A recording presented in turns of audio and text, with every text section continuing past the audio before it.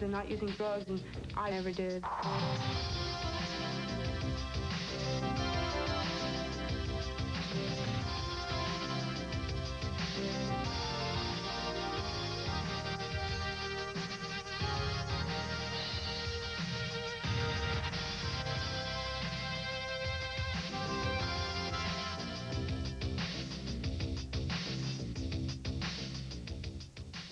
Good evening. This is the December 23rd edition of 1986.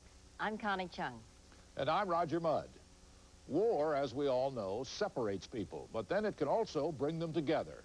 It was that way for Neil Davis, an Australian photojournalist for NBC, and An Vang, a Cambodian peasant who came in the crucible of Indochina to love and depend on each other.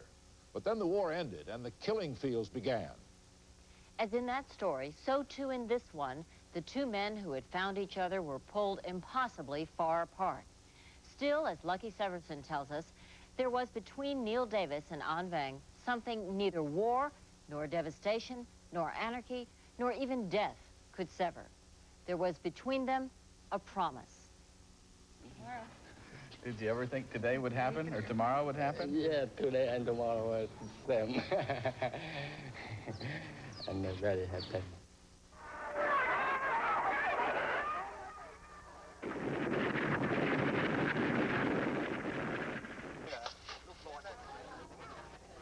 You cannot even imagine the thoughts that are racing through the minds of An Vang, his son Meng, his wife Chia.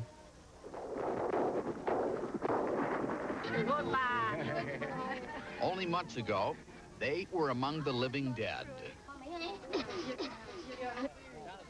They'll never be without the fear or the emptiness. But on this day in November 1986, they are almost ready to believe that this bus will deliver them from hell. It's a story that began 16 years ago when An Vang went to work for Australian cameraman and correspondent Neil Davis.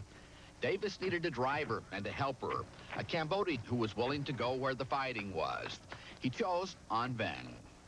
An Vang was more than a driver for Neil Davis. He was his eyes and his ears. And on more than one occasion, his instincts may have saved their lives. Along the way, Neil Davis became An Vang's protector.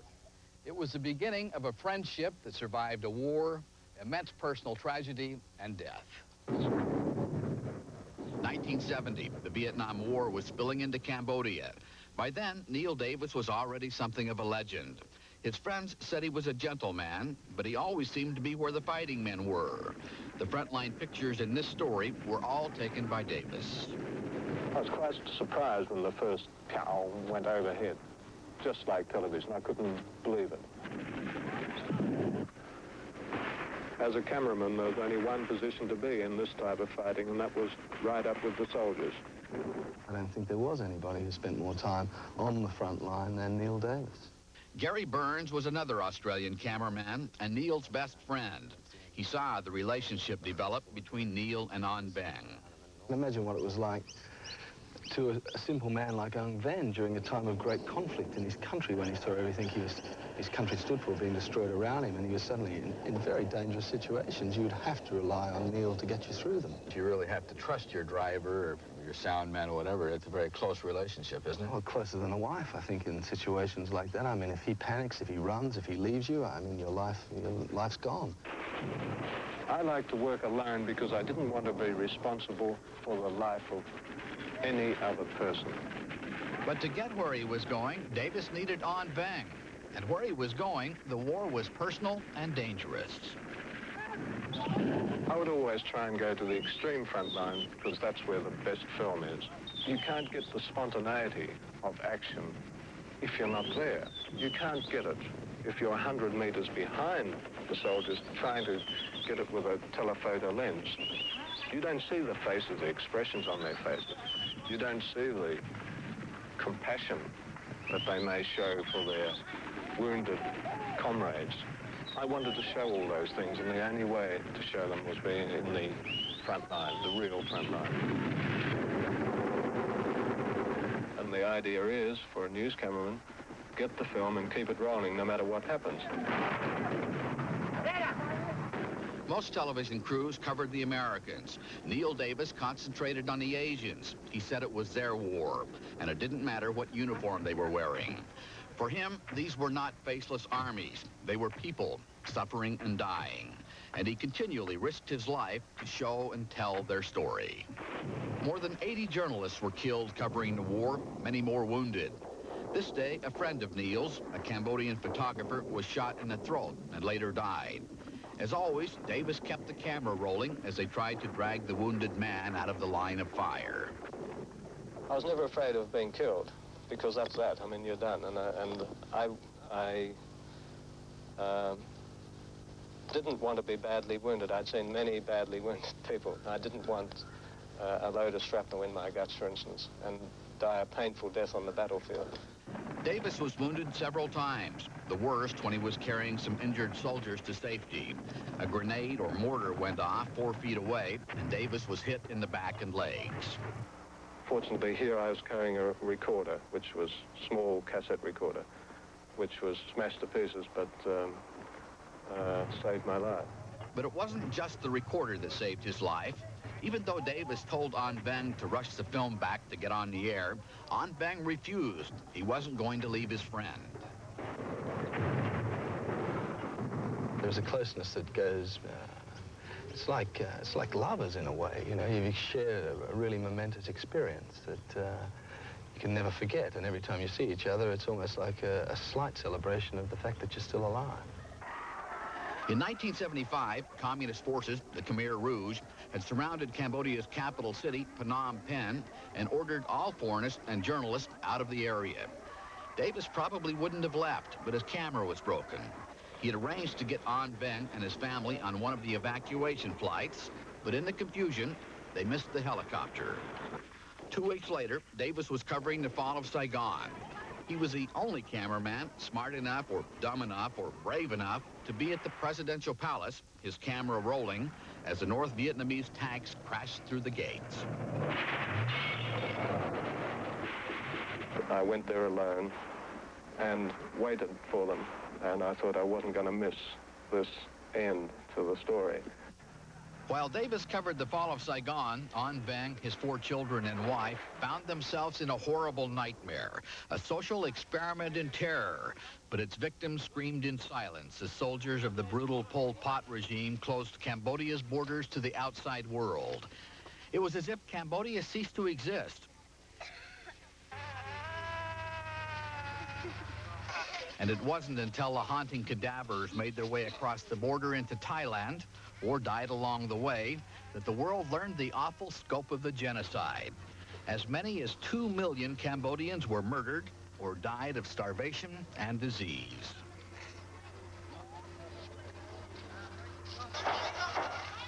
For 10 years, An Veng lived a life of indescribable horror. 3 of his children were beaten to death by the Khmer Rouge. He saw friends, relatives, and countrymen slaughtered like animals. And there was nothing his friend Neil Davis could do to protect him. It wasn't that Davis didn't try. Twice he went to Phnom Penh looking for his friend. An Veng heard that Neil was there, but he didn't dare show himself. If he was caught with a foreigner, a journalist, he would be killed. He'd look very hard. I specifically remember a particular night we spent going up and down the streets as Neil searched out old contacts, thinking that he might be able to trace him. I formed the strongest personal relationships of my life in Indochina. Unfortunately, I lost many, many, many of them, particularly in Cambodia, and to a lesser extent in Vietnam. And when I had to leave Indochina, a good part of me died, in a sense. It's very difficult to recapture that feeling of comradeship with many people that I will obviously never see again. In April 1985, An Veng and his surviving son Meng made their way across the Thai border into a refugee camp. An Veng immediately wrote Davis to say he was alive, and please come and get me. Davis was in Bangkok when he got the message he'd been waiting for 10 years. On the day he was going to see An Veng, tanks rolled down the streets of Bangkok, Davis had to stay and cover another coup attempt, along with his friend Gary Burns. I remember looking across at him and thinking, God, you know, Davis is filming this, and I had to get myself up and start shooting too. I thought, well, if he's doing it, I've got to do it. A tank shell exploded directly behind Davis. He fell to the ground in front of his camera. Gary Burns dragged his friend away as Bill Latch, Davis's sound man, who was also injured, crawled along behind. Davis was killed instantly. Latch died 6 hours later. The camera kept rolling. How can he be dead? I mean, how could he have died in that when I'm still alive? It was like the end of the earth. That's all I can explain it as. A horrible nightmare. Leave him alone. Leave him alone. Leave him alone. 2 days after the killing, An Vang heard over the camp radio that his friend was dead. They come here 2 days ago. He know he died.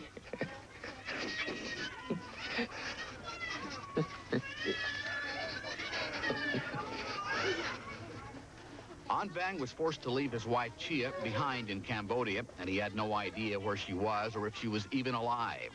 His son Mang was trying to learn English. They were still prisoners in a refugee camp with no hope of ever getting out. I wonder at his courage and his strength to actually be able to go on. I mean, these things, he's lost children, he's lost all his worldly goods, and then he lost his protector. I mean, it's a miracle the man just didn't give up. While An Vang sat on his small porch, wondering and waiting, Neil Davis's friends at NBC and throughout Asia started a search for An Vang's wife. They eventually found her and arranged to smuggle her out of Cambodia. They have a place here in Bangkok for people without legal status. It's a prison filled with children, young children, and mothers. An Vang's wife ended up here for 3 months. Behind bars. She thought she'd escaped to freedom. And then finally, in July 1986, An Vang and what was left of his family got back together again.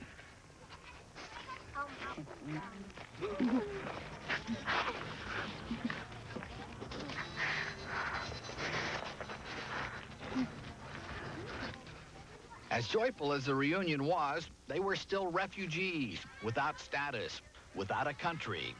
Faces lost in a prison without walls, with tens of thousands of hopeless, desperate, gentle people. The only way out of here was if someone in some country would be kind enough to sponsor them, to take responsibility, as Neil Davis would have done. I wouldn't dare not do it. I mean, Neil may no longer be here, but I'm sure he'd let me know somewhere or other he was extremely displeased with me if I hadn't have done this.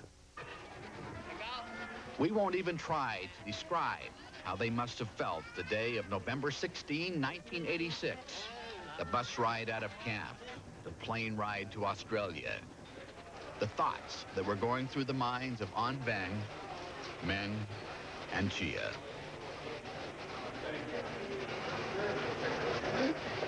Welcome. Welcome. It's all right. You're home now. You're home now. You're all right.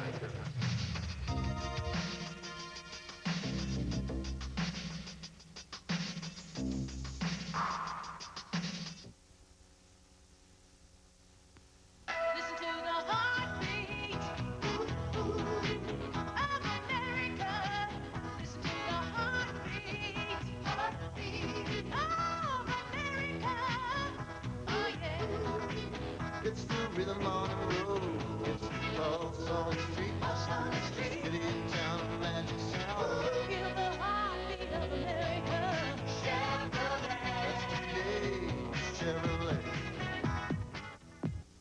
This could be a carpet's most damaging enemy, ordinary fruit punch. And it's about to put these two pieces of carpet to the test. One is new DuPont certified Stain Master carpet. The other a leading carpet with the best known stain guard. After cleaning with just water, the Stain Master advantage becomes obvious. Unbelievable? Prove it yourself at this display in carpet stores everywhere. Because until you've seen it, you've never seen anything like it. New Stain Master from DuPont Carpet Fibers. Duracell has built its reputation on long life. Now, Kodak wants to get into the pecking order. So we decided to put both batteries to the test. And the results may cause a little flap, because a Duracell battery will last up to 20% longer than a Kodak Superlife battery. We just can't help crowing about it. Today's Duracell. No battery lasts longer. When you have a cold, this is the focus of suffering. Where you want Dristan, where you clog, drip, throb. Dristan gives you extra relief. Many cold products contain antihistamine, others add decongestant, but Dristan adds a third medicine to relieve aches and pains, an extra medicine for extra relief at the focus of suffering. Dristan, tablets, and new coated caplets too. Wednesday on Highway to Heaven, Jonathan teaches a modern-day Scrooge a Christmas lesson. Then it's an hour of laughs with... Give me a break. And you again. Loaded, loaded, loaded, loaded. Oh, that's perfect. Then let St. Elsewhere wrap up your Christmas Eve with love. Merry, Merry. Merry Christmas. Come home Wednesday. Tom Kennedy hosts a team of TV's funniest stars. Thank you. On the new comedy game show, Wordplay. You don't want to miss it. Premieres Monday. We all love bargains, especially now we love bargains. So, of course, when the fellow on the corner says, $500 watches, 50 bucks, or $80 jeans for 20, or $40 sweatshirts for 5, we snap them up. The trouble is, these aren't bargains. They're counterfeits, illegal knockoffs of designer items that last year cost their legitimate manufacturers in America $25 billion. In fact, there's a whole world out there energetically involved in counterfeiting goods. And as Peter Kent learned, there is another world just as energetically involved in trying to keep the counterfeiters from faking it. I don't know how you can get any worse fake than this here. This is a one jewel movement. And I think if you shake it, you can hear the jewel roll around. Bill Ellis enjoys his job. The Los Angeles private investigator really gets a kick out of catching people who deal in counterfeit goods. What do we have here, Bill? Well, it looks like this lady's selling some counterfeit Rolex watches up in here. Those two look like fakes to me. But this private investigator tries to avoid the tough guy stereotype. He prefers a low-key approach. Good morning. How are you today? Do you have a problem with some of your merchandise? You're selling some watches over here that are apparently not real. That kind of merchandise is a violation of the trademarks of those companies. That's not legitimate merchandise that you're selling. These shopkeepers could throw Ellis out of their shop. They could refuse to voluntarily hand over the counterfeit watches with the famous names. Watches they buy for $20 or $30 and then sell for up to 10 times that amount. I sell them as a copy. The same way that I have gold-plated jewelry, and I don't tell them it's solid gold. This is an imitation. Yeah. Can't. It's a counterfeit watch. That's what a counterfeit is. The easygoing Ellis patiently explains that the Swiss Watch Federation empowers him to launch legal proceedings against anyone who doesn't cooperate. We are only going to proceed against you civilly, but you're also subject. That's criminal. It's also criminal to sell these watches. There's a counterfeiting law in this state and in this country. To avoid a lawsuit, the shopkeepers hand over the knockoff watches. Bill's sidekick, Milt Kisner, writes a receipt for the fake Rolex, Gucci, and Piaget timepieces. Then it's on to the flea market at Venice Beach. Ellis has heard fake Gucci watches are turning up for sale here. You have a Gucci? Gucci? No Gucci? Rolex? No Rolex? Wouldn't that seem to be a Gucci? No seller. They are paid or change the customer. You're repairing that for a customer? Yeah, customer paid or change. You don't sell that? No, sir. I think that, let's take a look. Yeah. Customer paid or change. Well, this gentleman says he's not really selling it. That's what he's saying at this time. Do you suppose he smells a rat? Why don't you tell me? What, what do you think? Paid or change. I see. Okay, these are obvious fakes, and you're not to sell these down here. You're going to get a problem. You're going to have problems with me if you sell these down here. Do you understand that? That encounter ended with only a warning. To take the watches, Ellis would need a Korean language demand letter or an interpreter. Korean is the first language of many small businesses in Los Angeles, which turn a handsome profit catering to our obsession with designer trademarks. How are you today? I thought you and I had talked before about not selling this kind of thing. Just about everything here is counterfeit. This shopkeeper may stop selling the brands Ellis represents, although until she is actually sued, she's likely to accept her losses as a cost of doing business. But Ellis is more interested in learning about her suppliers. Sometimes he can coax out some useful information. Who sells this? You're going to have problems with guests. Guest is going to be very mad. Sometimes he can't. Bill Ellis's office in suburban Los Angeles may not be as classy as those of his primetime detective counterparts, but there's more going on here than a passerby might suspect. You've got the order. Absolutely terrific. Yeah, absolutely terrific. He's got a seizure order. Ellis has just learned that a federal judge has issued a seizure order against a major clothing counterfeiter he's been investigating. We're allowed to take whatever equipment he's using, whatever documents he has in his possession, and we'll be trying to put him out of business in one fell swoop. So where the other events are called voluntary relinquishments, this is a raid. This is a raid. This is a formal kick-in-the-door raid. And the guy says, I don't want to give it to you. We're still going to take it. As it turned out, the door was open. Okay. The paint still wet on the offending silk screens. Apparently, you're currently in production for Reebok. This is the Reebok British flag. This is Adidas. Where are the screens for your gotcha? Are they at your house? No, I don't have them right now. I throw away. Pretty fresh. Yeah, it's You just made these? No, not just me. Despite the owner's denials, and to no one's surprise, screens carrying Purloin's trademarks kept turning up. Just a minute. I think you've got a few more here.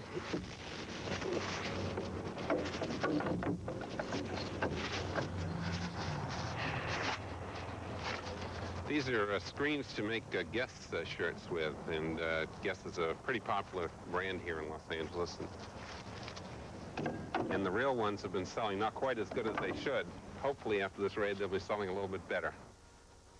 Setting the stage for a raid like this one can take weeks, even months of painstaking work. Locating the silk screeners and sellers of counterfeits, then presenting the evidence to the federal judges who issue seizure orders. Getting the evidence, making the buys, is the job of investigators who work for Bill Ellis, people like Tony Wong. A hidden camera followed Tony when he went looking for counterfeit T-shirts. How much for the shirt? 13 for this? Maybe Reebok and Adidas. This buy helped set up a citywide blitz against Reebok, Gucci, and Adidas fakes. Do you have a business card or something? A few days later, Tony Wong returns, this time with Bill Ellis, U.S. Marshals, and federal seizure orders. Investigator for Reebok and Adidas. This is counterfeit stuff. Okay, go ahead and pull down the, go ahead and pull it down and start counting it out. The series of raids coordinated by Ellis doesn't eliminate the counterfeit threat to Reebok, Adidas, or Gucci, but it slows down the trade. The dealers lose stock. They'll pay significant fines, and the word is out that these companies are cracking down to protect their trademarks. Reebok attorney Harley Lewin characterizes counterfeiters quite simply. What they basically are thieves. That's what we're talking about here. They're stealing. They steal from your name, they steal from your quality, they steal from your company, and they steal ultimately from your country. One way to track down counterfeiters is to simply read the classifieds. Edith Schweitzer, a combination office manager, sleuth, and great-grandmother, scans dozens of papers every day for Bill Ellis. When she finds a hot prospect like this ad for replica watches, a euphemism for illegal fakes, she turns it over to Louise Clark, another of Bill's unlikely investigators. Louise brings a natural affinity for conversation to the anti-counterfeiting game. I'll tell you what I need. I need a few watches. My son is getting married, and they want to get some. They thought it'd be a good idea to get some replica watches for the members of the bridal party. Okay. Well, that sounds good. If you would bring samples of whatever you have. I have reddish blonde hair. And I'm not very tall. I'm about 5'4". And thank you. Okay, I will not tell you how much I weigh, but it's right in the middle there somewhere. I'll be there. Thank you. Bye-bye. Went great. Thank you. Now what happens? Well, Peter, looks like we've got a date tomorrow at 10 o'clock. Is that right, Louise? Tomorrow morning, 10 o'clock. Great. Louise and another Ellis investigator meet the watch seller in a restaurant as arranged. And while our hidden camera watches, he slides into his pitch. You want to know something? The way the watches are now, they're rough. I originally sold watches starting from $110 to $300, which I sold a lot. But because I made a new contact with my watches, I dropped them all the way down. But I'll still take it $300. Okay, good, thanks. Then, the dealer invites the ladies to the parking lot to see the bogus merchandise. Yeah, that's Baguette Diamonds. I used to sell this watch for $275. This is Gucci. This is Pageants. This is Rolex. And here's the double diamond nugget gold. Having seen and heard enough, Bill Ellis and Milt move in and identify themselves and the two women as investigators for the Swiss Watch Federation. This would have been my best sale. The counterfeit dealer is mortified. I would like it better if you came into my house and you arrested me. I wouldn't. I want to be trapped by two women. It kills me. Yeah, well, they're pretty good. Let me tell you. Bill serves a demand letter, takes possession of the watches, and suggests that the dealer get out of the business if he wants to avoid a future expensive lawsuit. Get out, get clean. You made money. You made a little money at this thing. Stand up from the table and walk away. Every few weeks, Bill Ellis and his staff stage a destruction day to get rid of some of the tons of counterfeit material they seize every year. This time, it's clothing through a shredder. I'm giving away a secret, but I'm probably not getting much over 25-30% of the stuff that's actually out there. You're an old hand at fighting counterfeiters and trademark infringers, but do you still get a little twinge of satisfaction on mornings like this? This has been my best day. Today has been one of my better days, and the only better satisfaction I get is when I put a hammer to a Rolex counterfeit. This would appear to be Gucci with one exception of Piaget. Private Eye Ellis isn't winning the war on counterfeiting, but he isn't losing it either. Almost every day, he and his staff score a small victory against someone dealing in fake products. 450, looks like 451 on the Rolex this time. Got some watches? You want watches? What do you want? Holy smackerel. Well, I didn't think we were going to be here quite this long. As Bill Ellis says, some days are better than others. 1986 will be back in a moment with a look at what some parents and their children are willing to do to break the stranglehold of drugs. And we'll visit with some beauty queens who aren't old enough to cross the street by themselves. Our attitude is as long as she enjoys it and has fun at it and wants to do it. We can afford it.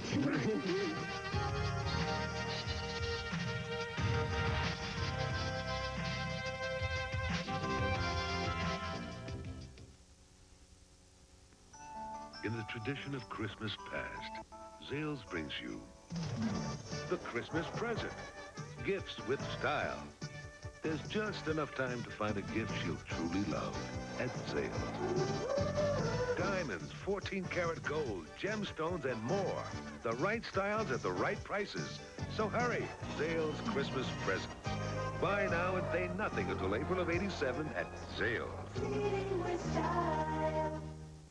Does Daddy like it? Daddy loves Old Spice. I love the smell of my daddy. This Christmas, give your men the clean, masculine scent of Old Spice. I love the smell of Daddy. And so does Mommy. Give him the gift he'll love, Old Spice. This high-performance drink cleans your fuel system to help maintain peak performance. STP gas treatment, the high-performance drink for your car.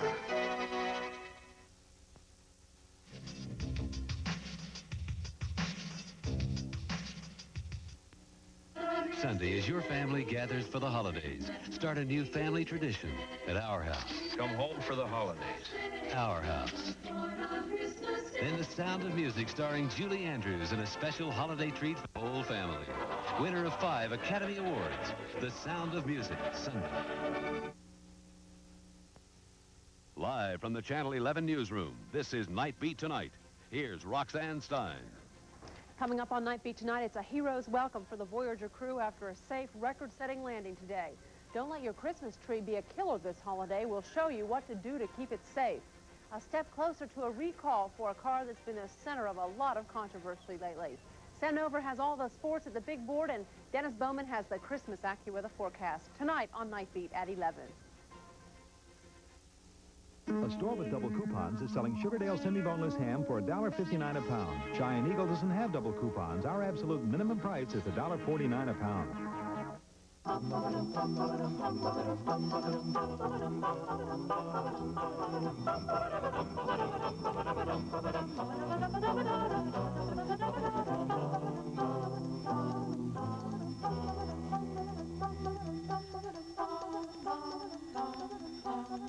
You're enjoying Santas from around the world at PPG's Winter Garden, one of the bright spots this holiday season in Pittsburgh.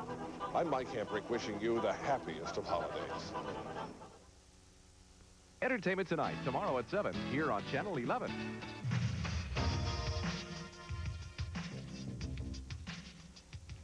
We've heard a great deal now about what drugs are doing to us. The larger question is, what do we do about drugs? For many parents, that's not an academic question. They've discovered to their horror and sadness that their children, good kids, ordinary kids, are so lost to drugs, so completely spellbound, that they can no longer help themselves. In their desperation, some parents are turning to a controversial treatment that's designed, as Ed Rabel learned, to break the spell and offer a chance at freedom. Well, it started with Lori, and I think it started with her when she was about 15. And at the time, we didn't know. I didn't know, my wife didn't know. And anyone that we talked to, with all the different things that she was doing out of her character, was, oh, that's all growing up. She's a teenager, give her time, things will work out. But that wasn't it. She had already started on pot, drinking, and then later on, in her junior year, she got up to 16, 17 years old. She went into cocaine, and that's when it got really bad. I went upstairs, and I knew something was wrong. She couldn't talk. She couldn't walk. I mean, her mouth was slurring. I didn't suspect drugs. I didn't know what was wrong. My first thought was I didn't want Carl to see her, because I was afraid for him. How he would handle it. I thought I was losing her. I didn't think she had a chance. And that's what scared me so. And, I just never want to experience something like that again. Following an ad in a local paper, Laurie's parents went to a meeting of a drug treatment program called KIDS. It's centered in Bergen County, New Jersey, near New York City. 130 teenagers are in the program. Their parents and siblings must be part of it, too.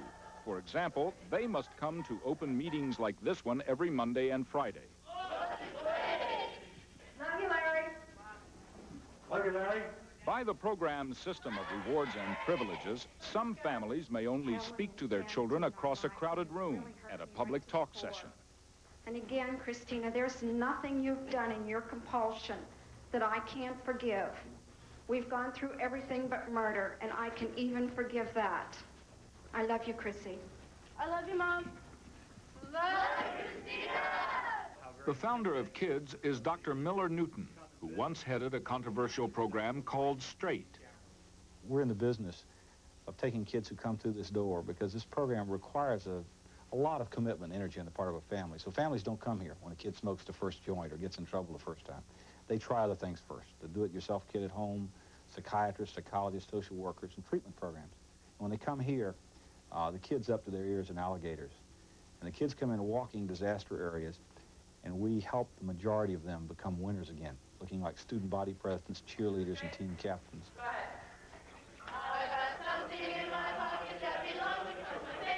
KIDS claims 80% of those who enter complete the program, and that graduates will have a similar rate of long-term success. Figures like that can help overcome first impressions. It seemed odd, it seemed strange. I don't I saw the kids singing, and I really couldn't picture Laurie in that setting. You know, Laurie was too cool for that. She wasn't going to go and sit and sing and all this. But I was ready to do anything because I couldn't handle her anymore, and I just really wanted her out. I remember feeling really trapped because I thought, oh, nobody understands me. They're just taking me away to a place. I don't need this much help. I didn't think I needed that kind of help. A drug rehab, it sounded like for other kids, I don't need a drug rehab. Laurie first joined the program 2 years ago after her parents tricked her into a day-long interview session. Over 18, she signed herself in. Minors, as 75% of these kids are, don't have that choice. Their parents can force them into the program. Laurie ran away from the program and stayed away over a year before she agreed to come back. Her problem had gotten more serious. I ended up using PCP and acid, and I never thought I would ever do those drugs. I ended up getting heavier into the cocaine, and I just chose staying out there over coming back and getting the help when I knew I needed it. It's like I just wanted to do the drugs more. The program, like Alcoholics Anonymous, on which it is based, insists that each person is responsible for the problem he or she has chosen to have. Here as a teenage kid, is it really fair to place that much of a burden on him? If it saves his life, you bet. And I think that's what it does.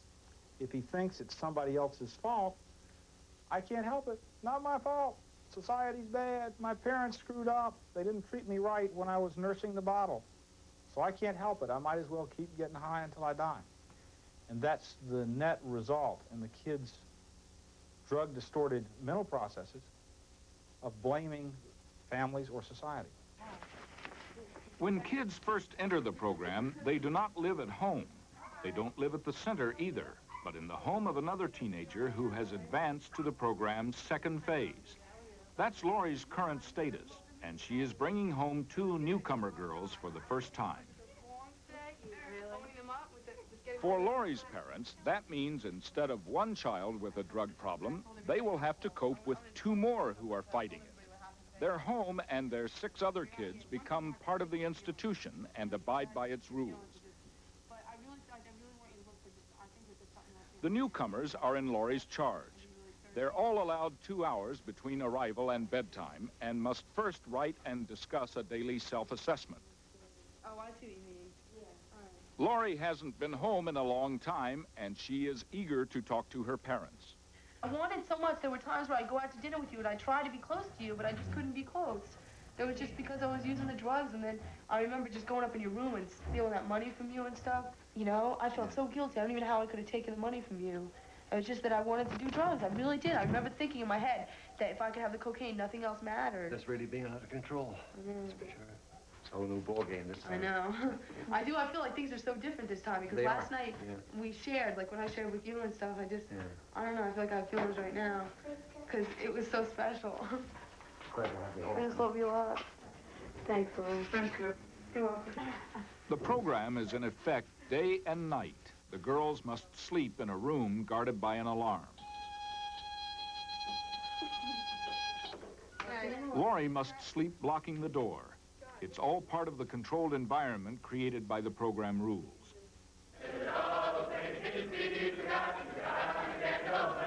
No drugs, no sex, and no rock and roll. No school either. Children in the early phases must drop out of everything else and spend practically all their waking hours at the center, 7 days a week for months. It costs parents $6,500 per child, no matter how long it takes. New kids in the program are never alone. They're held by the belt loops when they stand, watched when they go to the bathroom. It is true that this is a very structured environment. When the kids come to us, they are so out of control and impulsive that their inside state is panicky and chaotic. And we put together a very orderly day. We do the same thing every day, very predictable schedule, a very controlled life from outside, which helps the child ease off on the panicky, impulsive feelings inside so that they can start to do some thinking about how they got that way, and that is part of it. Most of the 14-hour days spent at the center are spent in group sessions, controlled by peer counselors who are program graduates.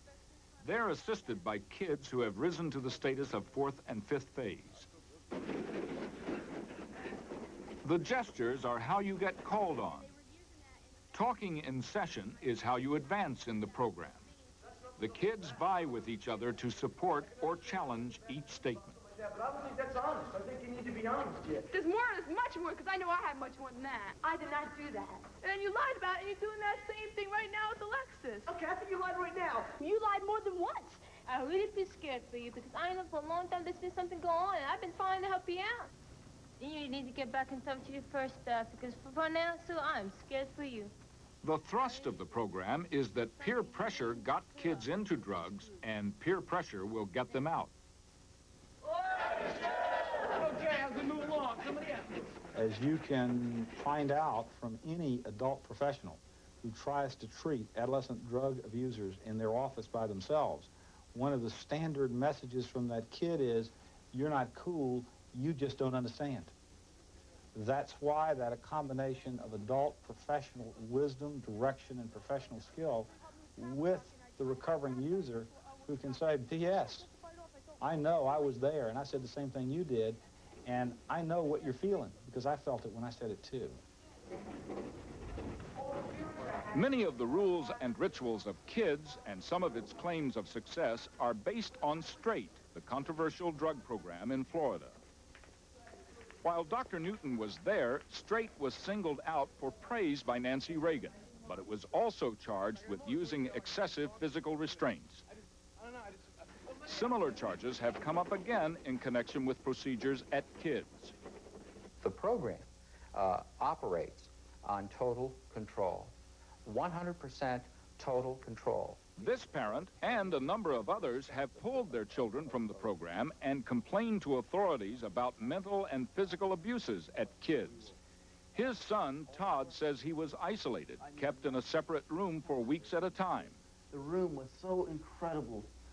Being in a 10 by 10 room with 4 white walls with 2 guys guarding me for hours, like 19 hours a day I'd spend in that room, and then I'd get out for a few hours and then be locked in another room at night.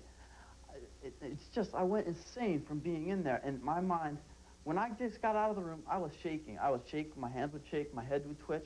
Has anyone ever been held in the quiet room by himself over a long period of time, 58 days? No. Never happened? Nope.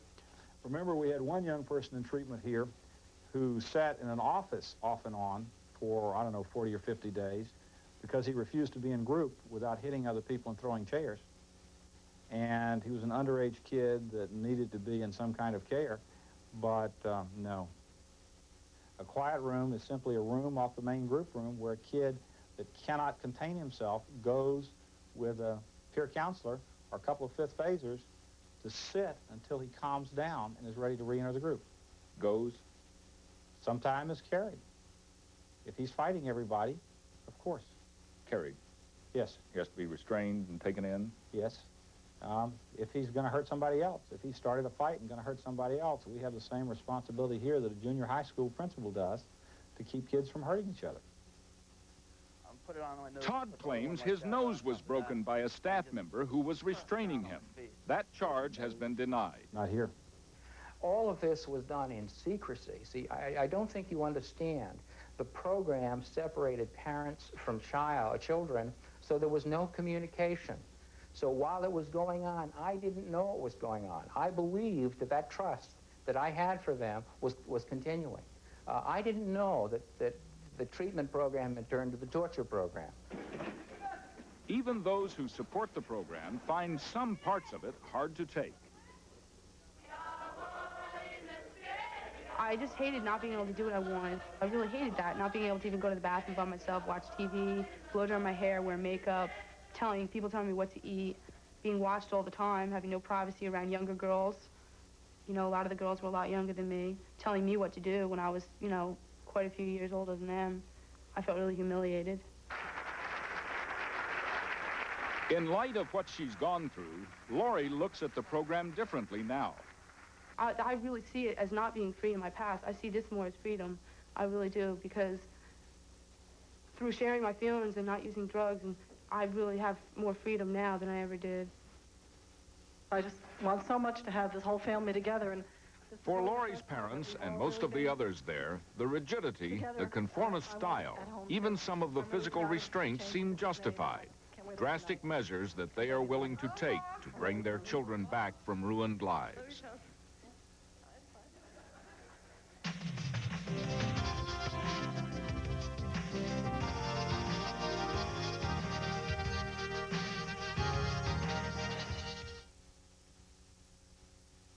What is the secret of a truly fine sparkling wine? It is the bubbles. Tiny bubbles like these. The smaller the bubble, the better the bottle. This is Riuniti Spumante and Pink Spumante. More taste, champagne. Brighten up your holidays. Serve Riuniti at your holiday dinners and parties.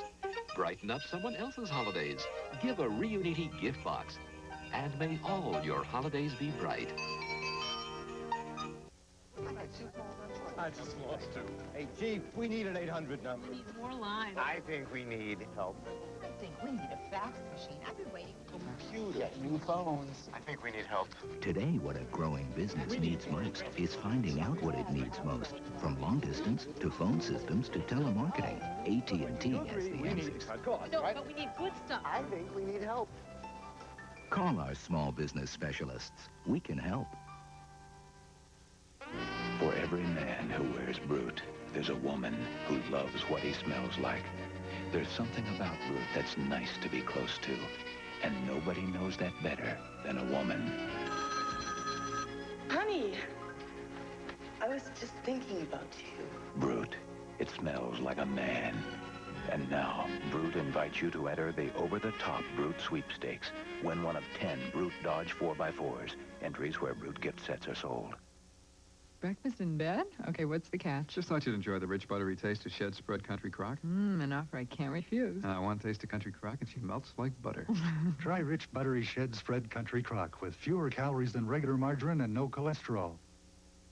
Baking muffins? With Shed's Country Crock Sticks. Country Crock Sticks? Uh-huh. Great taste and fewer calories than margarine, huh? Right, and here's how I get Country Crock's buttery taste in them. Here's how I get Country Crock's buttery taste on them. Stick around, I'm on a roll. Oh. I mean a muffin. Friday on Fast Copies, a team that hits 4,000 homers a season. An inside look at the real Miami Vice. And catch the latest in sizzling swimwear. Then, on Miami Vice, Sonny's in over his head with an army of kidnappers. That's a rangy-looking bunch. And it could cost a friend his life. Friday. She's supposed to get married, but just chickened out. I'm such a coward, it makes me throw up. She's searching for the family she never knew. I want to see my father. It's the adventure of a lifetime in a world movie premiere. Meeting all the right people in all the wrong places. Discovering life, love, and friendship in a Blue DeVille. Monday. All right, let's admit it. We have all sat and watched the great beauty contests on TV.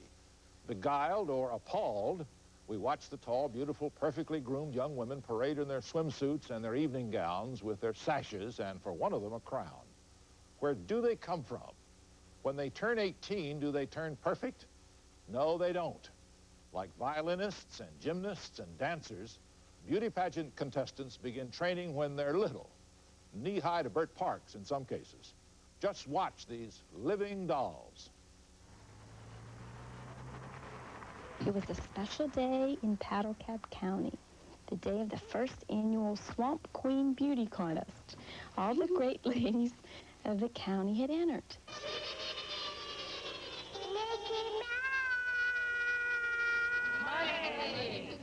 Kissy Fur, Lenny, and Toot were the first to arrive at the gathering place, which was specially decorated for the big event. Just like what we're doing here. Yeah, that's right. Hello, everyone. My name's Summerlee Hobbs, and I'm 8 years old. Our attitude is as long as she enjoys it and has fun at it and wants to do it. We can afford it. Hi, my name is Justine, and I'm 5 years old. But I can color to whatever time I want. Oh, you're gonna have to go to bed, baby. Mommy, I want You have to get lots of rest for tomorrow. No, I want to get lots of rest. How are you? 6 years old, 8 years old, 11 years old. old. 13 years old. My name is Sheila Katie. I'm 17 years old, and I'm from Wellston, New York. There they were, our 1987 American International Girl delegates.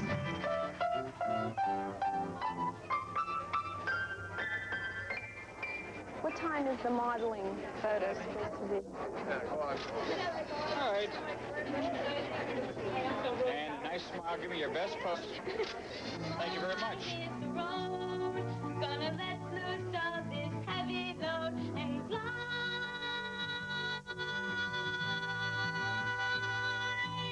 Music is my one salvation. Singing is my celebration. I'm going to be so afraid when we get up there, you guys. Music is my...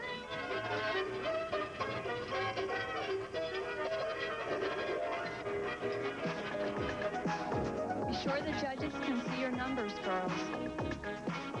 Borden's has half the calories and tastes absolutely delicious. So, if Summerlee's cool. Psyched up. She's psyched up for this one. and don't like the extra calories, buy Borden's Light Line Cheese.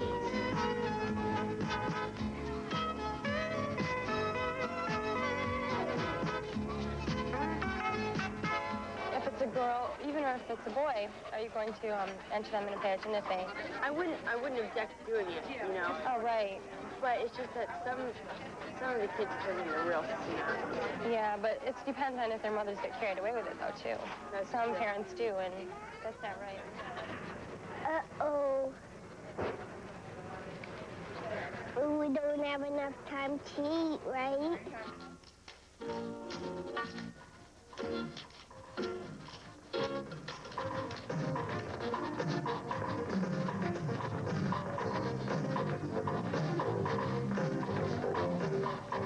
Oh, I was a nervous wreck.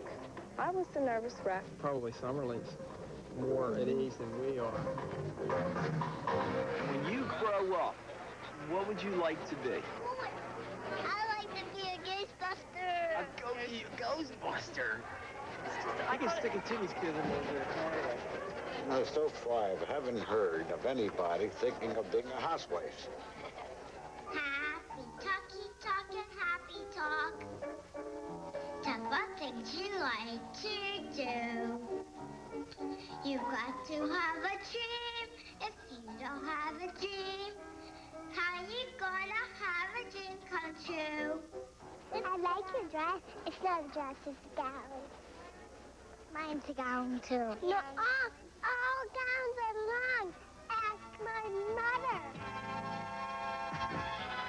That's a $300 gown there. Unbelievable.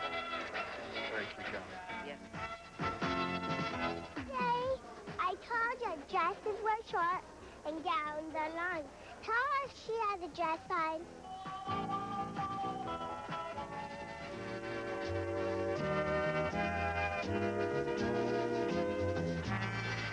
I'd just like to say this has been one of the most happiest years of my life. Teen American International Girl from New York, Sheila Caddy. Hello. Dad? Yeah. Hi. What's going on? Well, Did you win? yes? You're a kid. No, I'm not kidding. I won. So, what time do I have to be in school tomorrow? 3 trophies in a medal already. Maybe I'll get a trophy. And the 1987 Middletown Trophy winner goes to contestant number 411, Alicia Turgenti from Adams, Massachusetts. I wouldn't be like Brooke Shields. Little Miss American International Girl from Pennsylvania, Tanya Miko. Losing's a part of life, winning's a part of life, and that's what she's been learning. So far, she's been taking both in stride, and I think it's helped her a lot. What do you think, sweetie? What? What do you think? About what? So that's our broadcast for tonight. To all the little misses in their long gowns, and to all the beaming parents, and to all of you who will never enter a beauty contest, our very best wishes for a very Merry Christmas. Merry Christmas and Happy Hanukkah. Thanks for watching tonight. See you next week.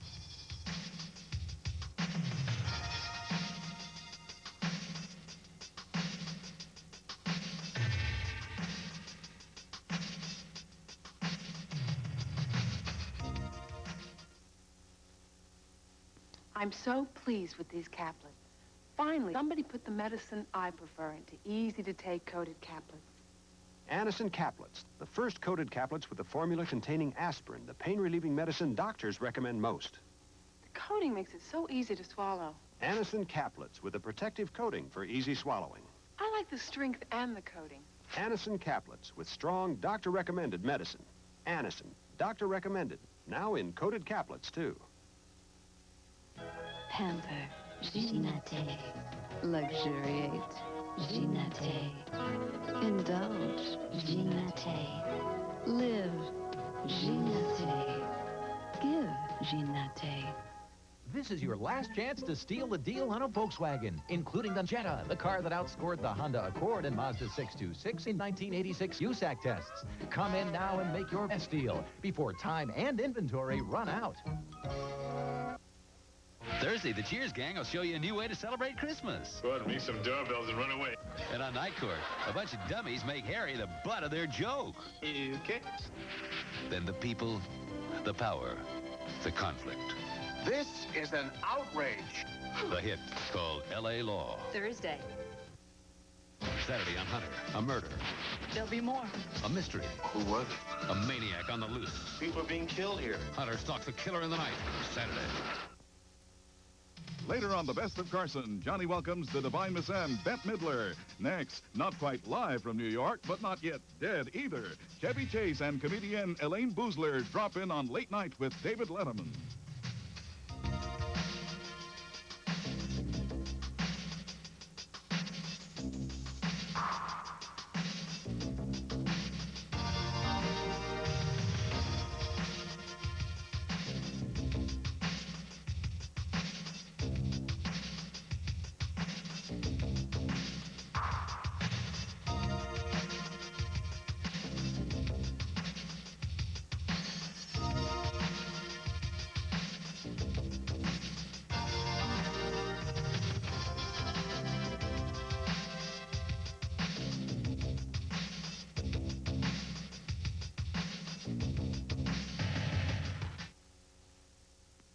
Friday, 2 hours of action starts with Fight as Sonny's in over his head with an army of kidnappers. That's a rangy-looking bunch. And it may cost a friend his life. Then on Crime Story, Could you go to jail? Mike's framed. Torella must be going nuts. And his only alibi is Luca, if he lives to testify. Friday.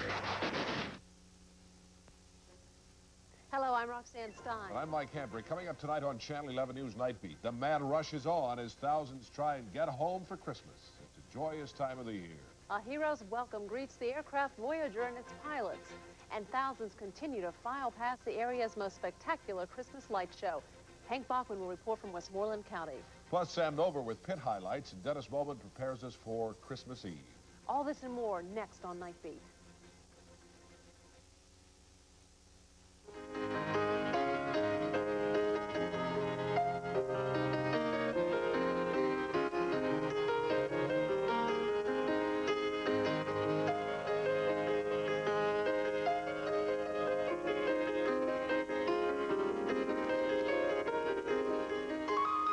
You're looking at the University of Pittsburgh's Nationality Rooms, one of the bright spots of Christmas here at the Cathedral of Learning.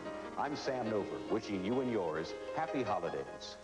When Harper pulled out his gun and told me to hit the floor. You lie, man. Maybe I'd better remind you, sir, that you're in a court of law facing 2 very serious charges. A case of aggravated assault and burglary turns into a battle of white versus black. We're opposed to interracial relations. Any races. It's unnatural. The courtroom heats up as tempers explode. I'm telling the truth. I never even held the gun. That'll do, Ronald. Witness the drama of human conflict on The Judge. Tomorrow at 11, here on Channel 11. Do you know what time it is? It's time a TV station gave you a complete local newscast before you start the day. It's time you got traffic reports, the time and temperature when you need them most. It's time you knew that Channel 11 News has the only 30-minute local newscast at 6:30 in the morning. Find out what's happened overnight, what's going to happen today, and the information you need to get